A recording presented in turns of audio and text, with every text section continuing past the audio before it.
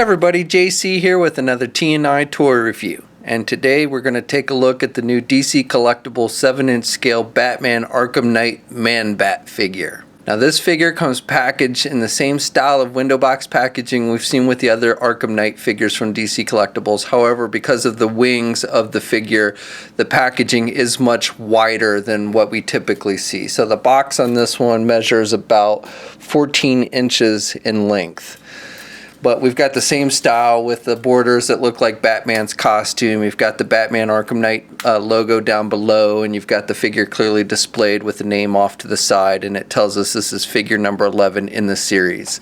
On the side of the packaging, we have that computer-generated art for the character, and then on the back, we have a look at all the figures in the third wave. So Azrael, Professor Pig, which we looked at yesterday, Man-Bat, and the Arkham Knight Red Hood figure. Oh, and also it tells us that this is sculpted by Gentle Giant Studios.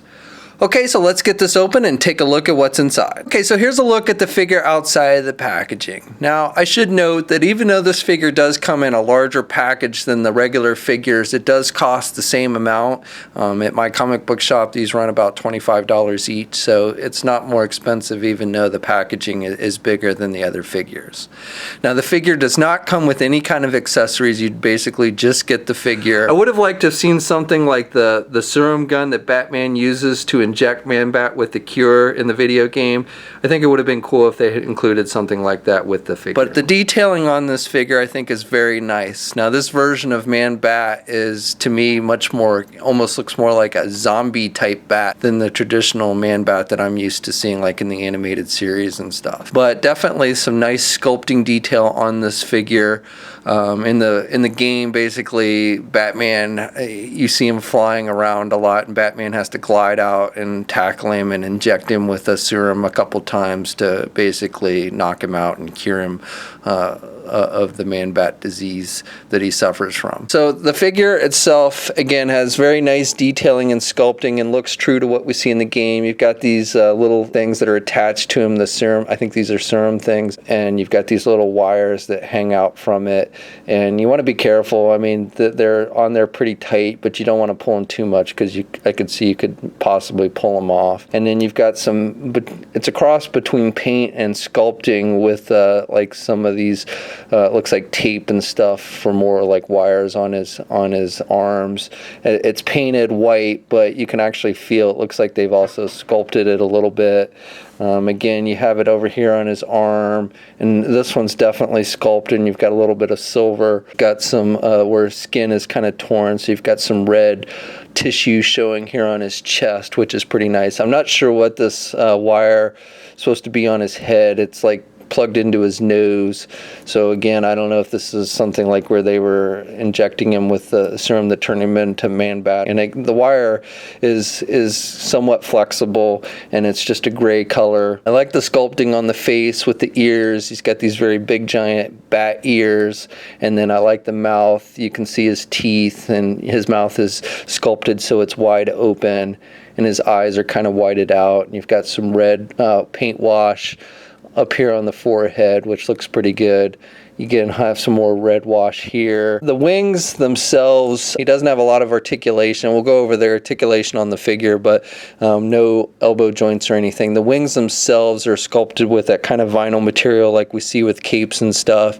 And again, you have some nice texturing on the wings and the paint applications with some wash work and everything. So you've got this kind of darker skin red color for most of the wings, and then you have the gray lining that is sculpted throughout. And so again, I think that looks pretty good, and again, true to what we see in the video game. The figure I think is posed better in like a flight pose than just standing, though I am surprised he actually stands pretty well. You know, a lot of times with figures like this with the big wings and stuff, they tend to be top heavy and fall over, but the balance on this figure is actually pretty good and stands pretty decently. Again, sculpting on the back of the figure is really nice. You've got this piece that's sculpted sculpted on here on his butt. I don't know if it's supposed to be like his tail or something. And then you've got these flaps of skin that are sculpted on there, which look pretty kind of gross, and more skin tissue up here on his back area where you've got the ripped skin and stuff. So really nice detailing with the sculpting and paint applications with the figure. Feet are sculpted nicely with the big sharp toenails, bat toenails like you see in the video game. And the hands, you know, he has this one thumb. The rest of the fingers basically go into the wings. So the figure stands about 7 3/4 inches tall. And when the arms are down as much as you can get, the wingspan basically is about a little bit over 13 inches. So definitely has a decent wingspan. So he's going to take a lot of space up on your shelf if you have him just standing on your shelf.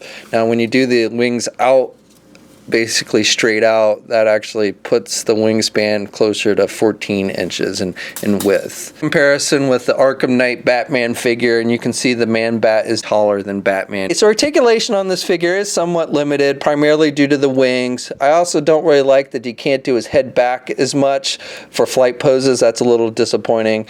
The head is on a ball joint, so he can look left and he can look right. He's got a little bit of down movement with the head, but because the hair is sculpted so it comes down over that neck joint, it really limits him from looking up too much, so he can basically look straight ahead, but he can't look up for flight poses, which again is kind of disappointing. The arms are attached with your standard ball hinge joint at the shoulder, but the way the shoulders are sculpted at the torso, it kind of comes out over the arm, and so that does limit some of the rotation. You have to kind of do the arm out if you want to rotate it all the way around. He can't get his arm out that much, and then there is no other articulation on the arm. There's no elbow joint and there's no wrist articulation because of the wings. He has an ab crunch joint, so he can crunch down pretty good and he can look back. Now this does help with the flight poses. It kind of, you know, even though the head doesn't look up very much, you can kind of arch the back to get him in some better flight poses, which is nice. So I'm glad they gave him the ab crunch. He does not have a waist swivel. Legs are attached with ball joints, so he can do the splits about that much. He can get his leg forward that much, and he can kind of do his leg out and back. He does have a thigh swivel. He's got a single hinged knee, but he still has pretty good bending at the knee, even though it's a single hinge. And then he has hinges on the feet, so he's got good up and down movement with the feet, and he does have ankle pivot.